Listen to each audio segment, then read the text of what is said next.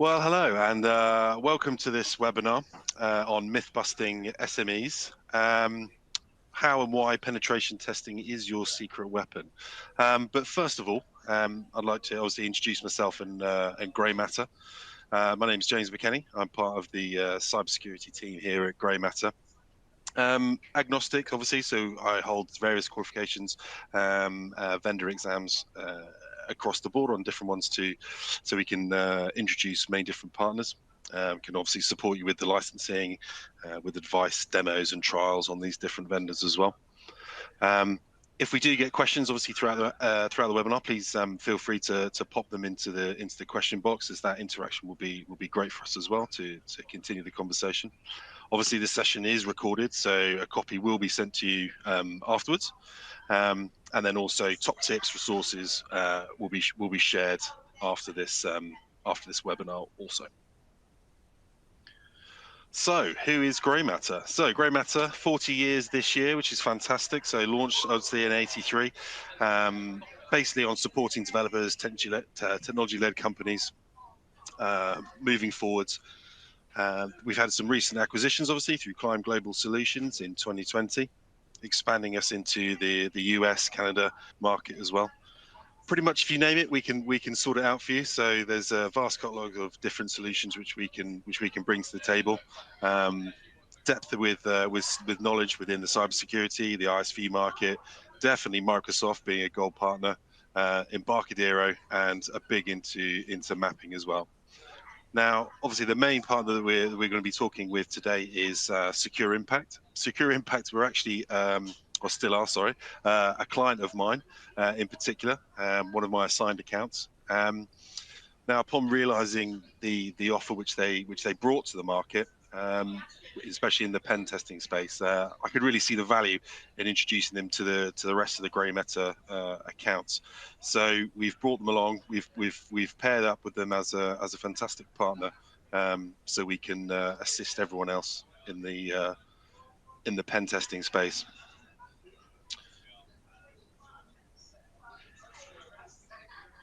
So here we have today. I'd just like to hand you over to Georgia, the general manager at Secure Impact, who will be able to introduce the rest of the panel and be able to get this lively conversation, hopefully, up and running.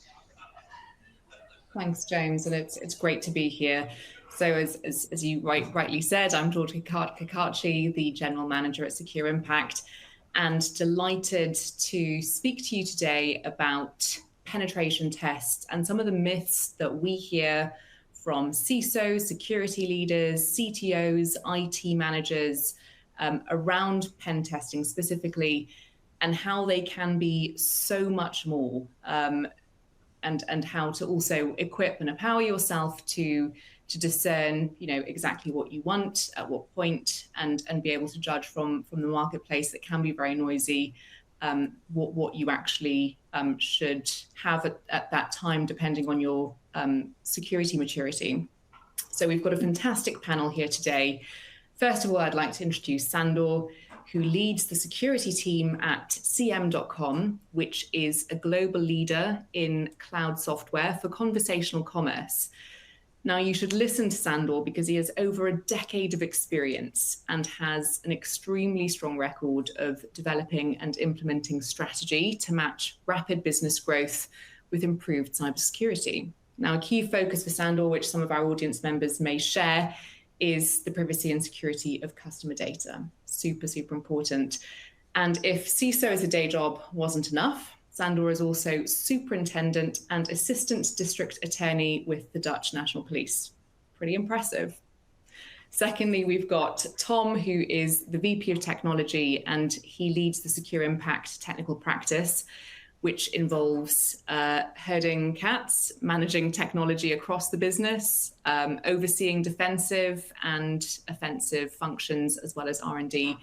Now, you should listen to Tom because him and his team have spent the last 2 years consulting with CISOs and IT managers, understanding their frustrations with the noise in the cybersecurity market that I mentioned, and what they really need from services like pen testing to make meaningful change, how to get more from your money, essentially. Now, Tom was formerly CIO for a British B2B SaaS vendor and served millions of users and many of the world's largest businesses. Great. So quick note, this is a reminder that this is your session. Please ask questions throughout. Get the value that you want from the time you've put aside today.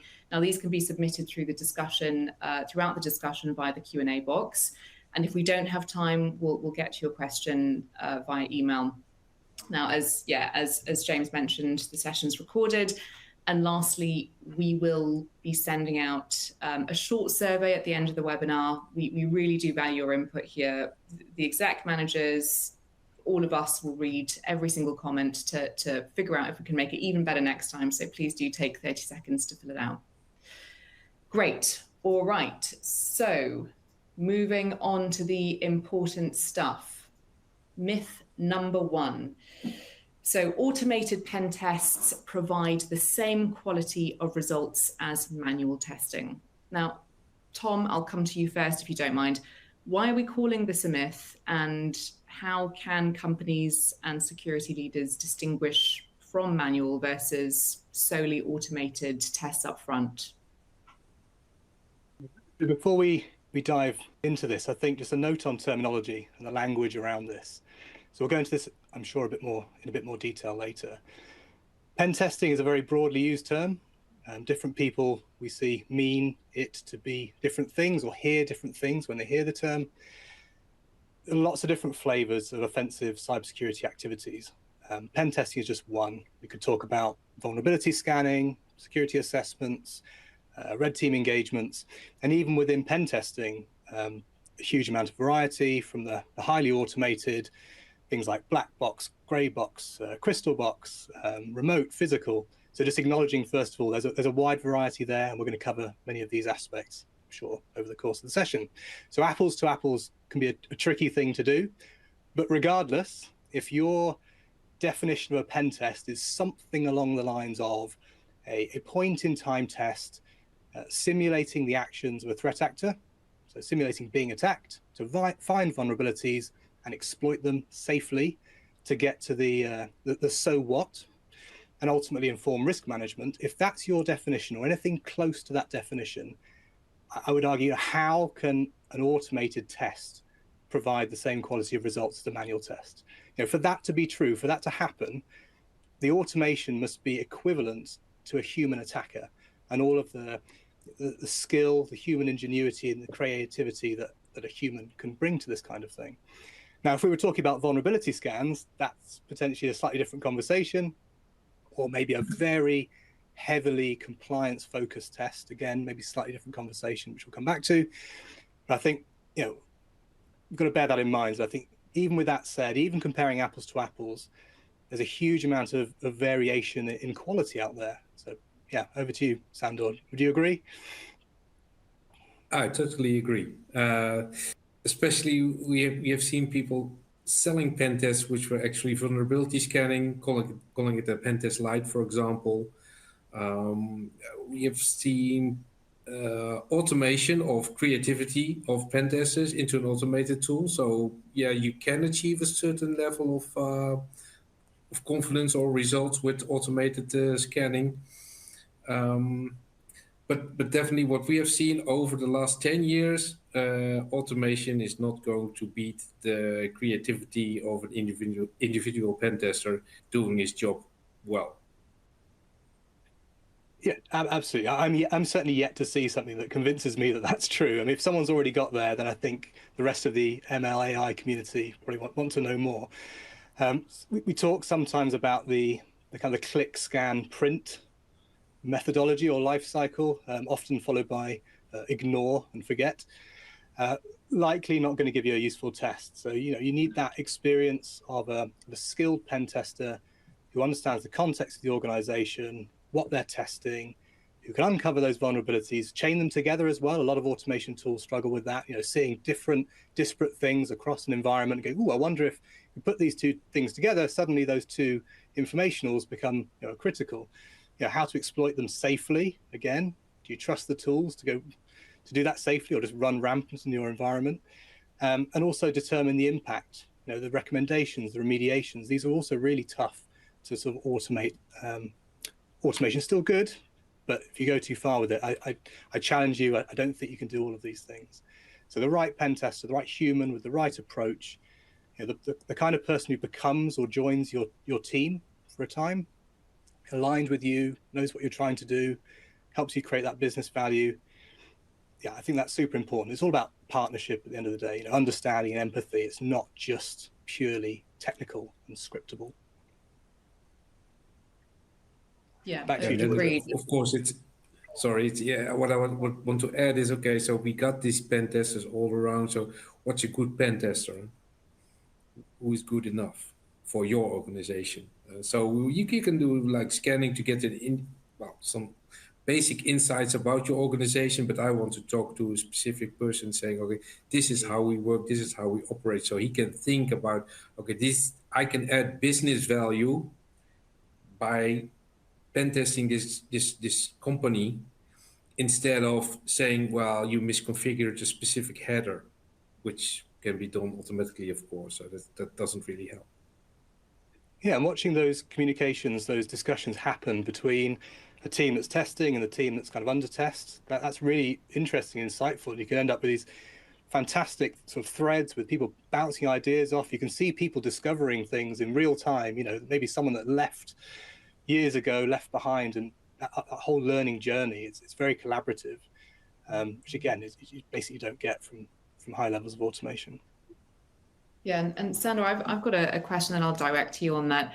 You've mentioned it all depends on the type of test you want and the quality you want for your business. How do you figure that out before obviously going ahead with a pen test with a new vendor, for example? How do you discern if it's going to be all automation, kind of low margin but high quantity for that company, or if it's going to be some of that human element, actual attack emulation? Do you ask for reports up front, or how do you discern what the right partner is?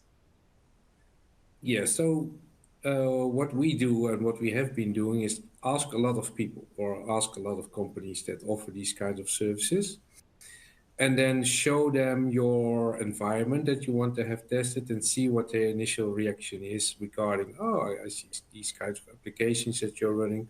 These are interesting for us. And then ask them, how are they going to perform the specific test? Is it like automation, partly automated, or is it like manual? And well, they will probably give answers to that. And then we ask for a sample report of what they did earlier, and that can of course be anonymized, so we can assess the quality of the tests being performed. That's one of the things that we do, and we also challenge them to. It's a bit cheeky, but we're from the Netherlands, so we don't like to spend money. And then we say, okay, you can ask, well, you can give us a pen test for free. You can pick any application that you want, so you can show off your skills. That does help, and we get pen tested for free. Yeah. Success. Well, you only have one. You can only get pen tested for one application, and if you have like 35, then that doesn't really say that much. But you can at least see the creativity of the pen testing party. You can see how they interact with your developers, and the interaction. And it was mentioned before, with the pen testing party and your developers that are actually developing the application, to explain them why this is a vulnerability and why it needs to be solved, instead of the CISO telling them it's a vulnerability and needs to be solved. That I've seen is priceless. Developers like talking to people that understand them and tell them, okay, you programmed this, you made a slight mistake, it can be fixed like this, and please remember for future, you need to do it in this specific way. That's priceless. If you can achieve that with your pen testing party, go for it. Yeah, I think asking for evidence is super useful, because some of the vendors who will remain nameless put front and center on their website, highly automated, as good as manual. And it's all very well claiming that's the case, but asking some of these more probing questions, asking for evidence, will help you get to a better understanding of what you're actually going to get out of it, unless you're unless you have personal recommendations and other ways of assessing. I think that the way they describe their services does muddy the waters a bit, and that often ends up closer to vulnerability scanning, and we'll talk more on that later, I'm sure. Perfect. Thanks both. Okay, so to summarize briefly, indeed it is a myth. Automated pen tests do not provide the same quality of results as manual testing. They simply can't. I think we can all agree that, yeah, automation does absolutely have a place. It helps with cost effectiveness, but even the best AI can't offer or replicate the human ingenuity and understanding of that context that you'd get from a human speaking to you in the scoping session. So yeah, as you said, Tom, commonly misunderstood differences between vulnerability scanning and pen testing, which leads very conveniently into our next myth, myth number 2. So this is pen tests are just expensive vulnerability scans. Now, we all know there is a place for compliance. Regulation is a real thing, but are pen tests therefore just masquerading as a more expensive vulnerability scan? I'll come to you first on that, Tom. Sure. So there's definitely some themes running through all of this, but just going back to the idea, these are two different things. They're two tools of many in our toolbox, even within the offensive cybersecurity toolbox. Vulnerability scans, that's all about identifying vulnerabilities. That's obvious. Often they're more generic in nature or more common, lends itself to high degrees of automation, sure. But pen tests go further. It's more about not just uncovering them, but exploiting them to help determine the impact, the so what. So it's less academic, it's less hypothetical, and it's actually showing you. So it's conceptually more active versus a more sort of passive vulnerability scan. I appreciate there are technical difference between active and passive scans. This is more about, at a conceptual level, they're more active. A lot of vendors, yeah, very, very much pushing for efficiency and automation, fighting on price. And as I say, the way they describe their services often muddy the water. And that is really problematic. It leads to misunderstandings, can give you a false sense of confidence and security. So it's always going back to that definition. Is this really a simulation of an attacker? Does it really give you that so what at the end of the day? Sander, your thoughts? Yeah, for me, the vulnerability scans is like, okay, you got a crack in here, but as long as it doesn't seep any water through, there's nothing, you can worry about it. But the pen tester will try to make the crack a little bit bigger and maybe find 2 vulnerabilities and put them together, and then you're screwed. Maybe the pen tests are more expensive, but at least you know what cracks to fix. Good point. So I think part of the value of a pen test is that idea of keeping you honest and accountable. So you can have all these cool defensive products and blinky boxes, but do they actually work? It's all hypothetical until someone actually attacks you. And ideally, someone attacks you and shows what happens when they did attack you, rather than just being someone attacking you. You maybe never know, or you just see the remnants of that attack, or the hints, but not actually what happened. So as you say, back to that collaboration aspect, it's seeing what someone tried to do, how they went about it, how they chain these things together. That's super important. And these pen tests, clearly not all created equal.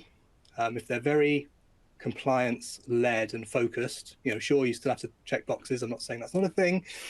But if that's all they're designed to do, and they're watered down to the point where they're basically a vulnerability scan, you have the scan patch kind of whack-a-mole, people describe sometimes, that doesn't feed into the bigger picture. It doesn't really help risk management meaningfully, or any of the strategies that spin off or require risk management to work effectively.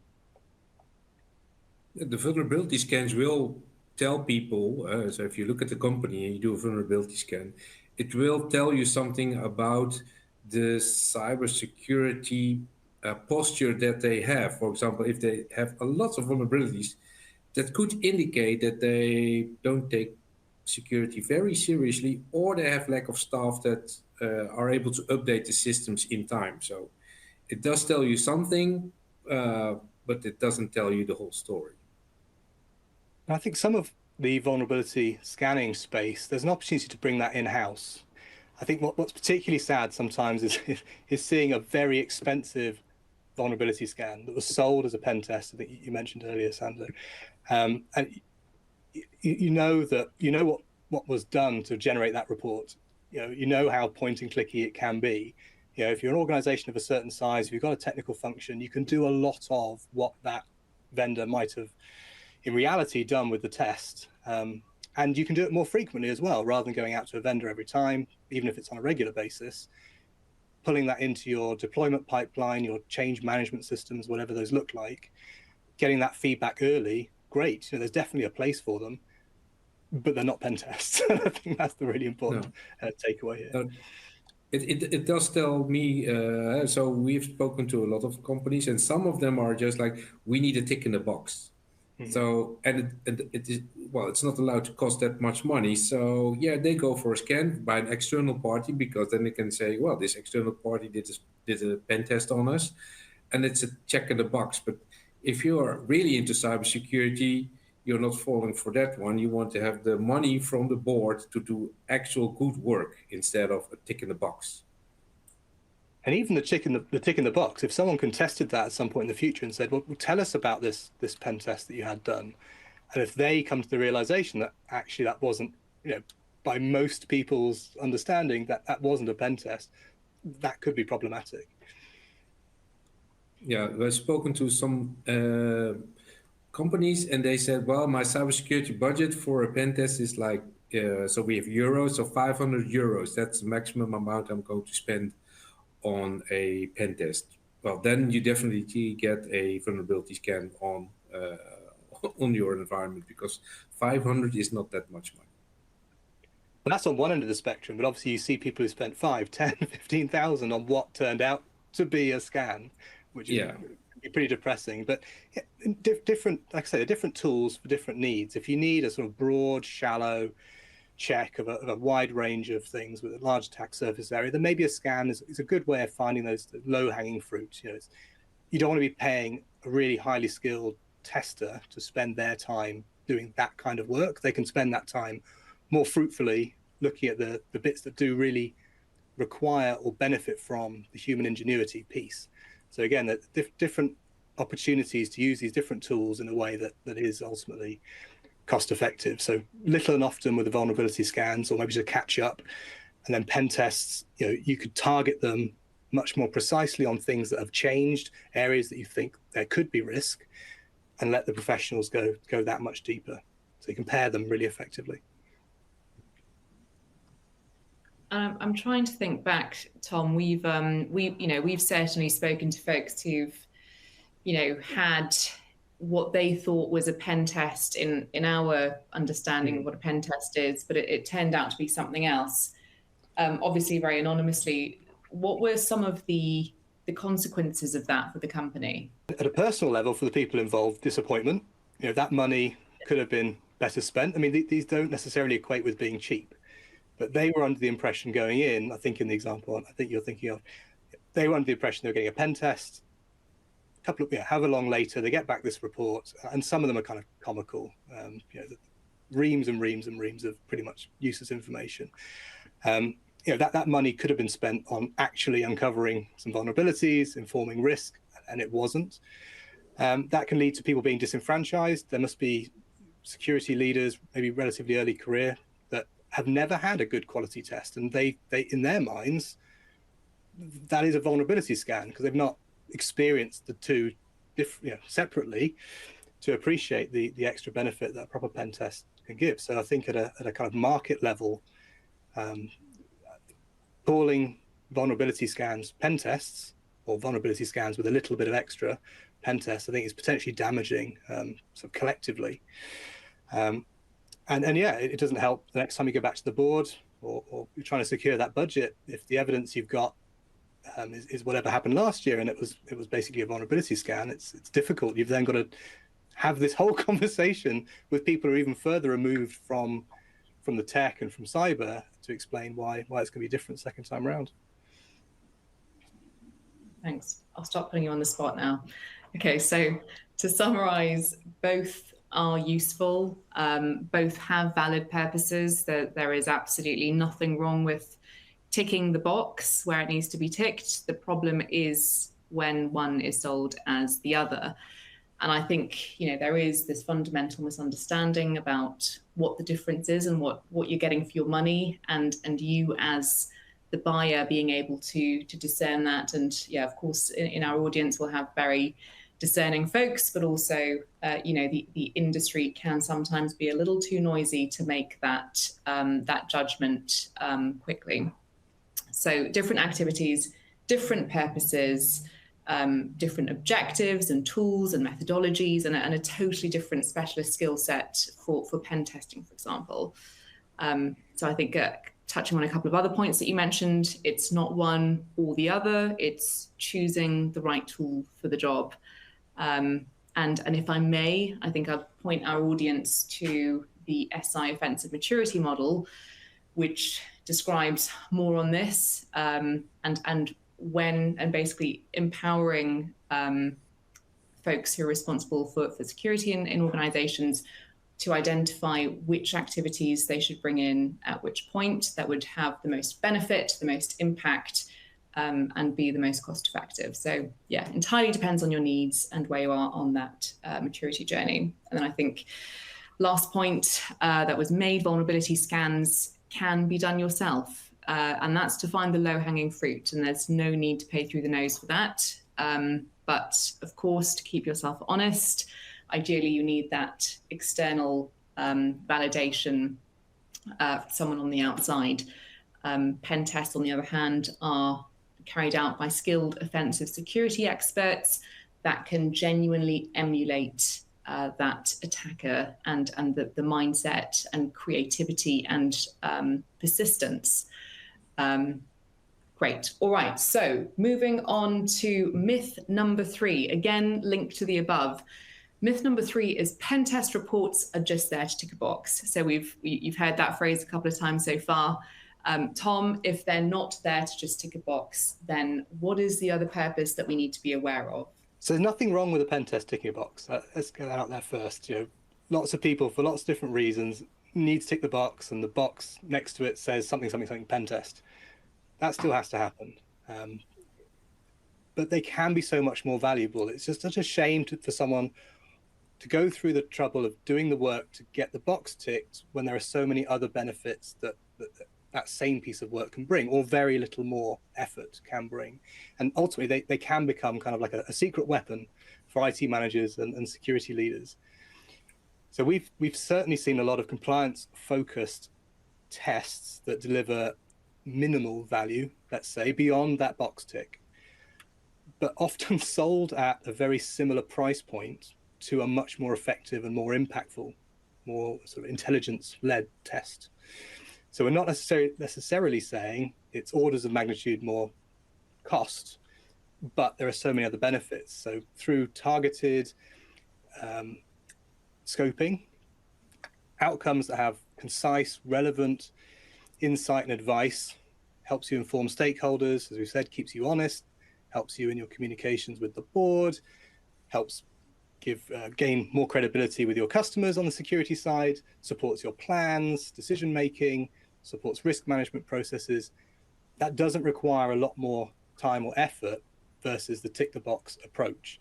Think about how much time you've gone to find someone to do it. You've gone through all the scoping, you've gone through all the interactions, you've had the wash up, read the reports. It's not that much more to insist that that's done in a way that is beneficial. It doesn't have to cost a lot more.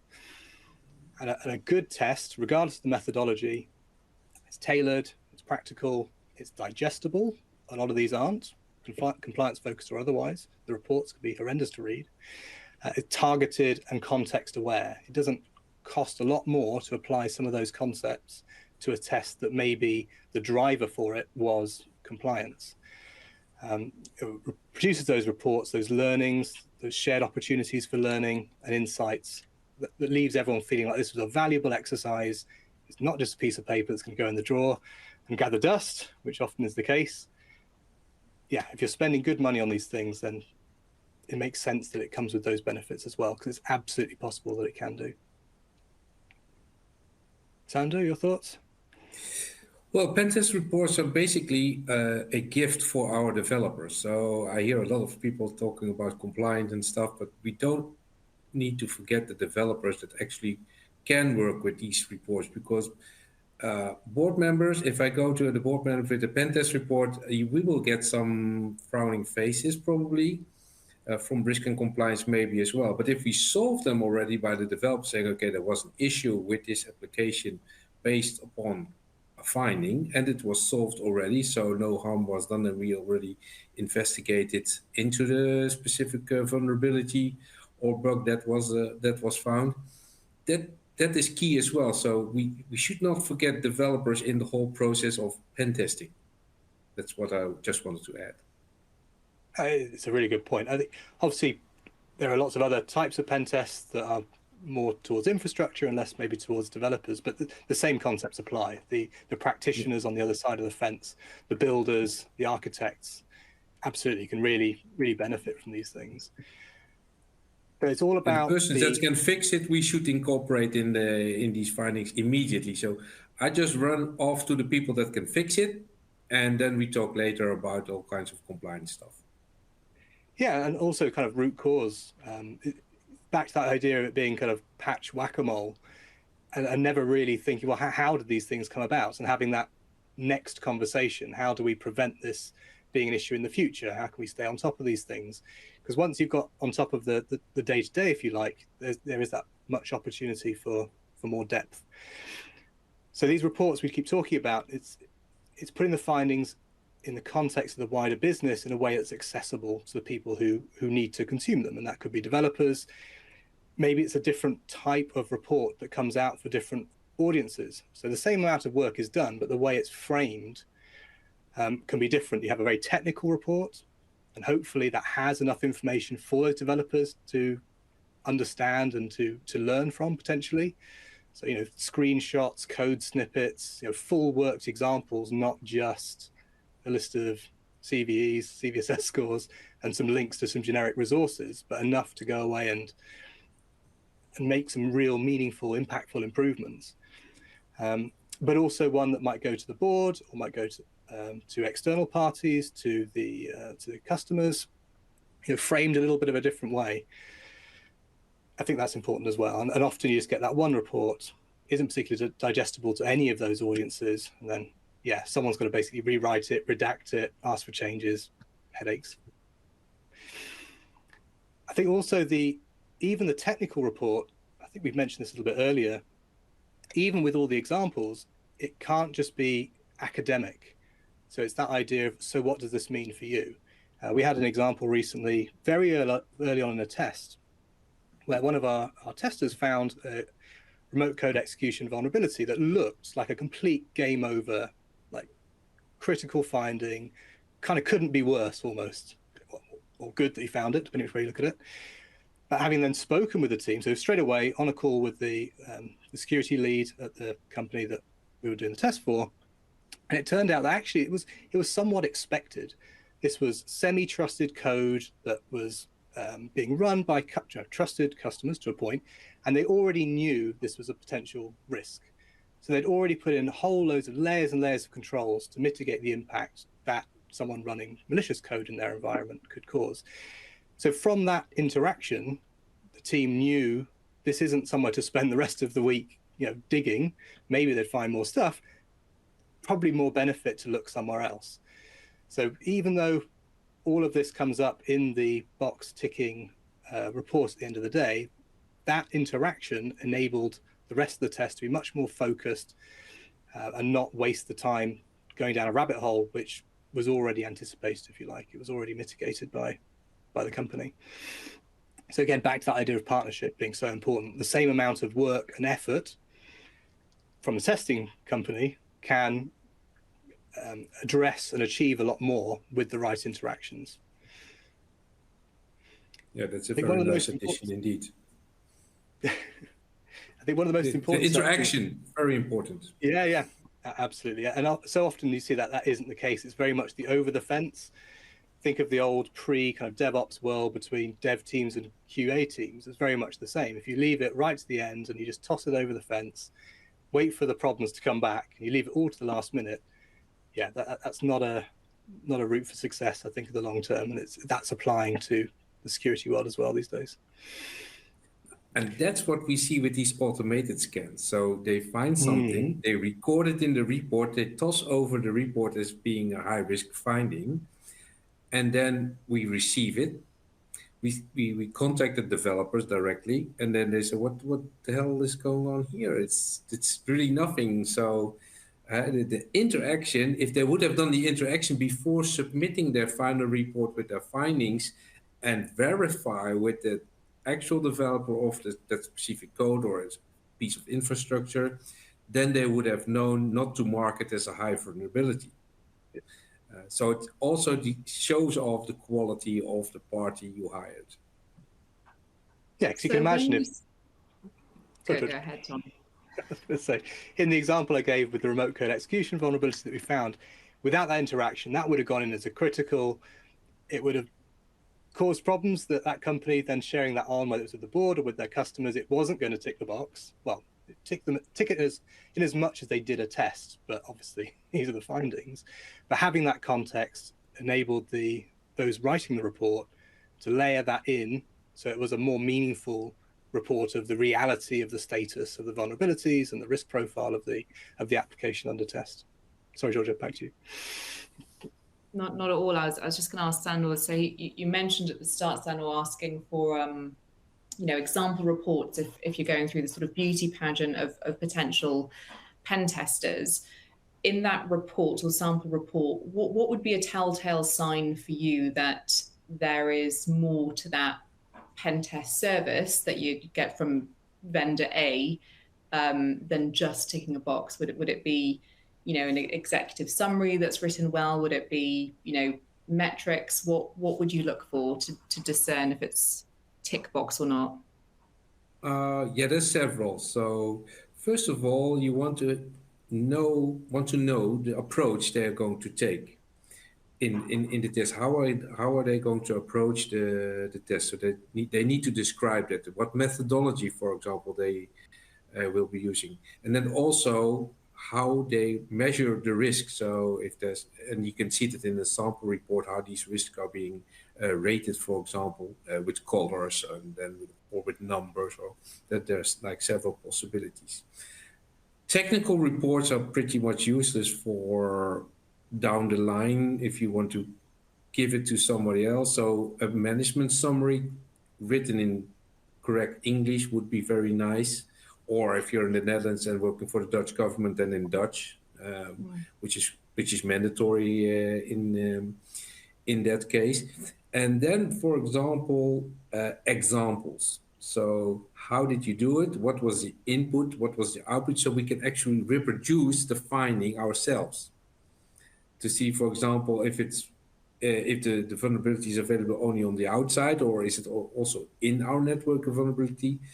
And we want to have these input strings as text, not a PDF, because we tend to receive tons of PDFs from these pen testing parties, and you are not even allowed to copy paste the input value. So it's very hard to reproduce the finding. And if, for example, you're diving into a header that you want to investigate, I'm not going to copy or type over 20 lines of code to reproduce the finding. So we want to have that in text and with the product, so we can try to reproduce the finding and then say, for example, okay, yeah, this really needs to be solved. Now, if we receive just a PDF, not really happy with that one.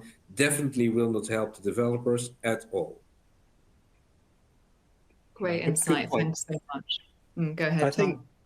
I think, as you said earlier, with the benefit to the developers or the technical teams, the report can support so many conversations afterwards. So the kinds of conversations around, what is our exposure? How widespread are the issues? Are there well understood ways to remediate these things? Does this meaningfully change the organization's risk profile? And then from there, various decisions that would then help inform what should happen next. Sometimes, you might be recommending, look, you don't release that piece of software that you just had us test. This feels too serious. Obviously, it's for the customer to decide. But that's the kind of go, no-go decision that might come off the back of one of these tests. How long is it going to take to fix? How much is it going to cost? If the report can't help or leaves you with so little information that you have to do a whole load of work yourself to get to those answers, that's a shame, because the person who knows these things most intimately, very specifically intimately, is probably the test that just spent half a day fuzzing some endpoint or something. That they are, for a few minutes, one of the few experts about that specific thing. So you've got an opportunity there to really learn from it, and do, as we've said, so much more than just tick that box. Yeah. Great. All right. So to summarize, yes, boxes do need ticking, but there is so much potential value that you could be leaving on the table if that's all you're expecting, and often not for, you know, thousands of pounds more. It could very much be the same price. You know, there is a time at the moment where there's economic uncertainty, budgets are the same, but you're asked to do more. This is the time to really look into the services and what value you're expecting for them. So we've discussed a more intelligent test, perhaps, one that's more context aware. A targeted test can still tick the box, but should also be providing you and your various departmental teams with quality findings, and calls, the all-important communication throughout with the testers to inform, support, reinforce, tell you what you're doing right. I think we've heard from a lot of CISOs over the years and security leaders. It's, you know, I've just been told what I'm doing wrong, but there is so much that you know, that we also need reassurance on in terms of the steps that we're taking, as well as then sharing learnings. You know, communication with the testers to share those learnings with the team and presenting that information in a way that can be utilized by you and the team. Great. All right, moving on. We're covering some great ground here. So myth number 4. Okay, so I think we're all aware of this myth or this assumption, the standard in the industry that it's once a year, it's an annual pen test, that's it. Partly informed by compliance requirements, by regulations, but is it enough? Is it enough for some companies and not others? Open to whoever wants to go first. Ooh, Sure. I want to. Go on, Sander. You go. So yeah, we do hear from our clients that they want to have at least one pen test a year. And over the last 2 years, I started to do it in a different way. So I said, okay, we do the one time a year, we do it twice a year. But what does that tell you? It will probably tell you that we were safe at that specific moment in time when the pen test was being performed by a specific party. And we are totally dependent on the ingenuity of that specific party, how good they are to find stuff. So what we added and what we're trying to show off, even to these big auditors that visit our company, is that a bug bounty program, and participating in that will give you a continuous pen test, because these bounty hunters, they smell blood. So they want to get their bounty being paid, and they are continuously attacking our environment. There are some rules of engagement, of course, with these bounty hunters, so we can identify them, and we know they're not the malicious guys. But these give us continuous feedback on the applications that we are running and the infrastructure that we have available for our clients. So that gives us an additional value. And sometimes I even try, but I know it's sometimes very hard for these auditors to understand that maybe a bug bounty program gives us more benefit than twice a year a pen test. And that, well, but they still need to think about that. So if that's really true, but I really believe in these bounty programs, because if they don't find anything, you don't pay. And they have tons of times, even on Christmas Eve. And I had to explain our management that on Christmas Eve, these people work because they want to pen test, and they hunt for bounties. And our management is like, yeah, but it's Christmas Eve. And I said, yeah, but We don't pay them, and we only pay them if they find something. So if they have time, they start attacking your environment. We can easily identify you're only allowed in this specific area of our platform, and they will stick to that. So otherwise, they don't get paid. So I believe that this is a nice addition, or maybe even a replacement to 1 or twice a year a pen test. That's my opinion. Yeah, it's another really useful tool in the box. So we talked about vulnerability scanning earlier, that idea, this kind of background checking for or testing for certain things. Obviously, annual is arbitrary. I think we're all agreed annual is arbitrary. It's kind of lazy. It's easy to say, yeah, annual, lowest common denominator. But tying the test to change, particularly if you're spending good money on a good quality test, if you know nothing's changed year to year, which is never really true, by the way, things will have moved, things will have been patched, update, and on the threat side, things will have changed as well. Even if nothing's changed internally, the attackers might have some new tools, new techniques, new known exploits to play with. But if you know you've got a big release coming up, or you've just sent half your workforce remote, these big changes probably make sense around that time to look at maybe a pen test or a really concerted look at what has changed. So every year, okay, having that there stops people going a very, very long time without getting a test. And as I say, inevitably, things do change, even if you don't think they have. And yes, a bug bounty program gives you that kind of background, consistent poking, chipping away, as do regular vulnerability scans. But having those penetration tests timed to be at the most beneficial moment, which is normally just after a bunch of stuff has changed, I think that's the way to go. And hopefully that feeds into a broader risk management and change management approach that looks to maximize the money that you're spending in these areas. So obviously now in the Netherlands, we have problems, for example, saying, okay, I want to have a pen test next week or next month, maybe. It's very hard to find parties that will be, so we have a release upcoming, we want to have it pen tested, then it's very hard to get a party in that specific time frame because they're all very busy. Yeah, this is definitely true. I think booking in advance is difficult, particularly when there are only so many vendors that you would trust and go to for these things. It's a very busy space, but there's a lot of variety out there, as I think we've discussed already. But yeah, ideally tying it to that change, particularly if you're a software development company, you have release cycles and cadences, feature drops. There's a really obvious opportunity there to get the most for your money. I think when we spoke previously, Sandor, did you liken it to an MRI?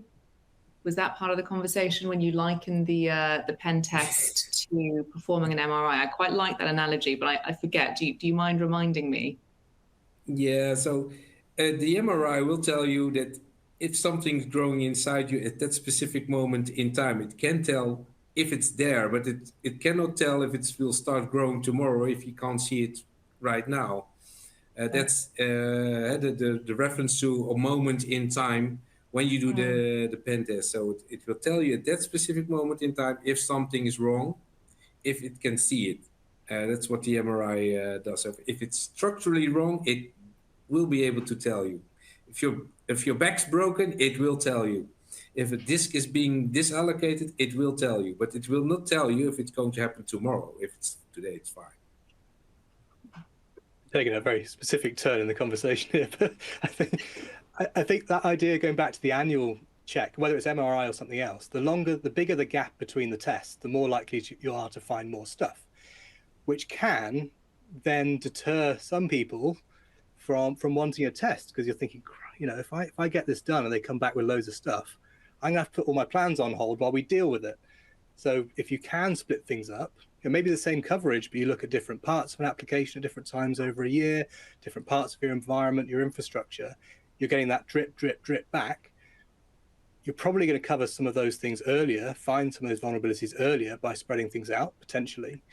But you're not going to have that big, dreaded dump of criticals that you've amassed over the course of a year.